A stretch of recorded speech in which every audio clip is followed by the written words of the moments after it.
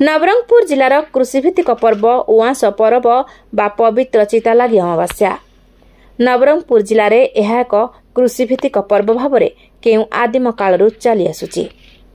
एही दिन आम आदिवासी भाई माने निज निज जमीरे आदिवासी परंपरा अनुसार देउबाड़नी, बात्रीबुटा, केन्दुडाल, खाल, खली पोती थांती एवं खीरी चितौ भाग लगाई नड़िया भांगी धूप दीप देई पूजा करिथांती। आदिवासी भाई मानक विश्वास अछि एभली करिबा द्वारा चाष जमीरे रोग पोक होई न थाए।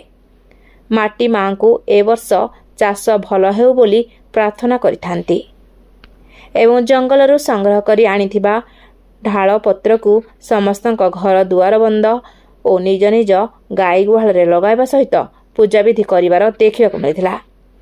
एहा द्वारा घर को रोग जीवाणु प्रवेश करिवो नाही बोली विश्वास रहिछि और समस्तक घरे पिठा पणा सहित आमिष रोषेई कर जाय थाए।